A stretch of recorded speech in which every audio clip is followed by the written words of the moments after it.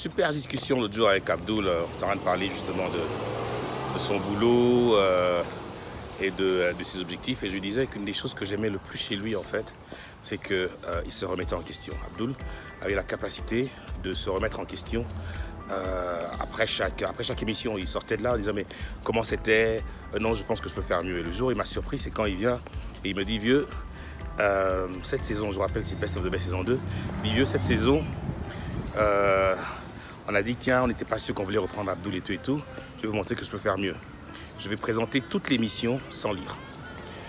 Et ben, Abdoul s'est levé, il a lu l'émission avant le début, il est monté sur le plateau, il a présenté pendant 2 heures. Et il l'a fait pendant toute la saison, il a présenté la saison sans lire. Un jeune homme impressionnant, Elie Ralois. Et la capacité de se remettre en question, de se dire que ce que j'ai fait est bien, mais que je peux faire mieux la prochaine fois.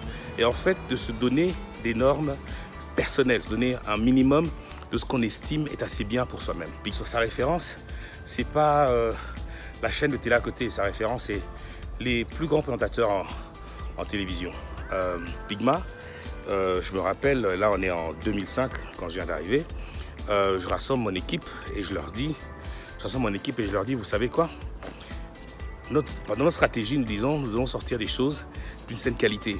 Et je leur dis que la qualité de ce que nous sortons doit être assez bonne pour que nous soyons fiers de la placer sur des chaînes internationales. Qu'on puisse les placer sur CNN, sur TV5 et autres. Et c'est la norme que nous nous sommes donnée. Résultat, lorsque quelque chose sort de chez nous, en dessous d'un niveau, on n'est pas satisfait. On a l'impression qu'on n'y est pas encore et qu'on peut faire mieux. Parfois, même quand le client a déjà validé, nous on pense qu'on peut l'améliorer. Ce sont des normes. Donc moi j'y crois sincèrement. Je crois sincèrement dans les normes comme étant une façon d'approcher les choses en fait.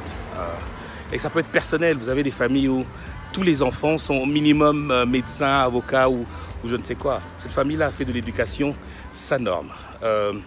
Lorsque vous allez en France, la nourriture c'est une norme, on va dire. En Italie, la mode c'est une norme. Cape Town, la beauté, le sens du design, décorer sa maison, c'est une norme. Moi, les normes, j'y crois. Je crois dans le besoin de se fixer, lorsque je veux aller loin, de me fixer des normes plutôt hautes. Parce que si je ne le fais pas, eh ben, je risque de les mettre trop bas et virer dans la médiocrité.